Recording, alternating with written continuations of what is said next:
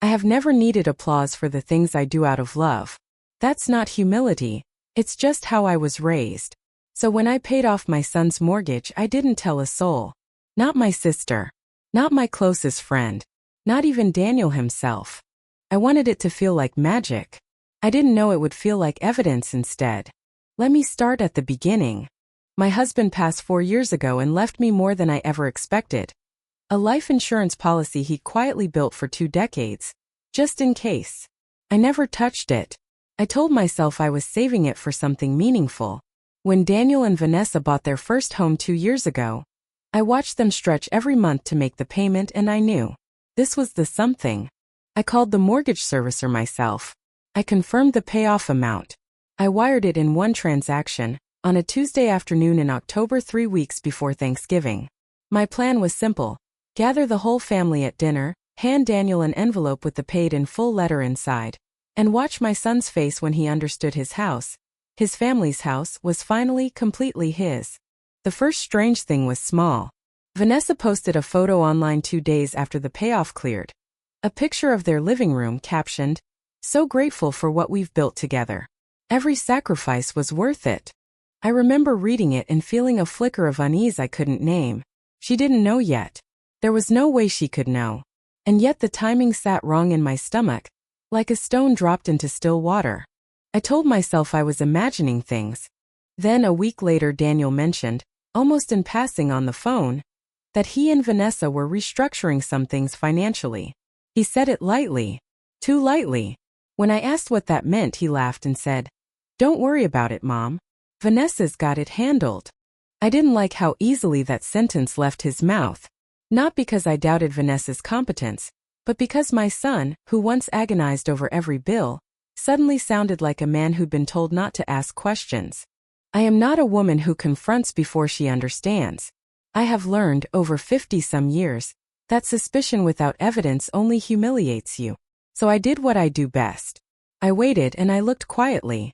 I called the title company the following Monday, using my authorization as the party who'd completed the payoff. It took patience and 2 transferred calls before a woman named Renata read me the file.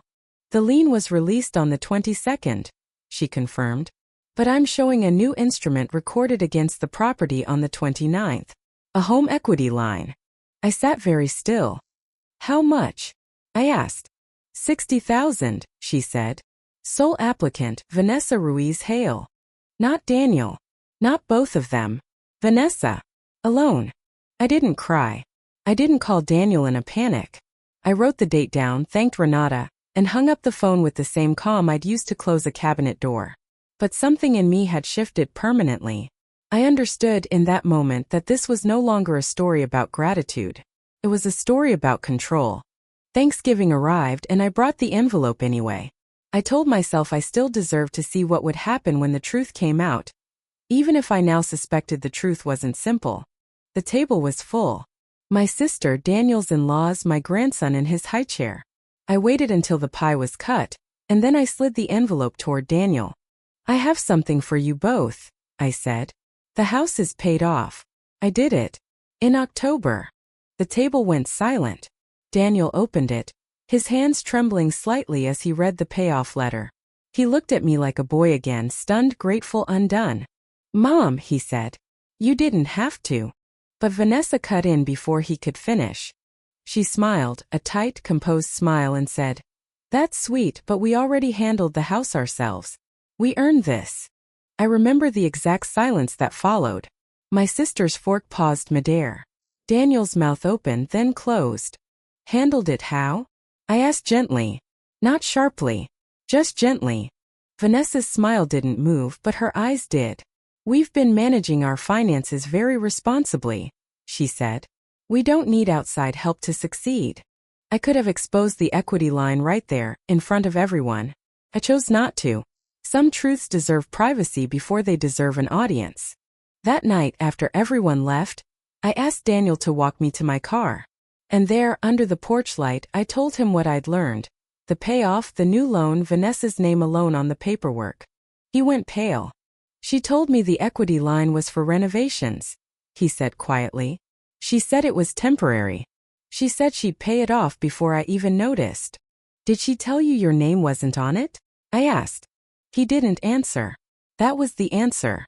Here is the twist I never saw coming. And the reason this story is bigger than a daughter-in-law who wanted credit for a gift she didn't give. 2 weeks later, Daniel found the rest of the paperwork tucked in a drawer. Documents from a family law attorney, dated the same week as the equity withdrawal. Vanessa hadn't been renovating anything. She'd been preparing to file for divorce, and preparing to walk away with a house that had just become debt-free equity in her name. Equity she intended to convert to cash before Daniel ever knew there was a case being built against their marriage. My gift hadn't freed my son. It had, unknowingly, funded her exit strategy. When Daniel confronted her, she didn't deny it. She simply said, "I was protecting myself. You would have done the same." Maybe she believed that. I don't know. What I do know is this: she was almost right about one thing. We had, in fact, earned this ourselves. Just not in the way she meant it at that table. We earned the clarity. We earned the truth, pulled out slowly, one quiet phone call at a time, instead of one loud accusation. Daniel filed his own paperwork not long after, this time to protect what remained. The house sold within the year. The proceeds were split, as the law required. But the lesson stayed only with us. I don't regret paying off that mortgage. I regret nothing I've ever given in love. But I learned something at that Thanksgiving table that I now carry into every act of generosity I offer. Give quietly, yes. But watch closely.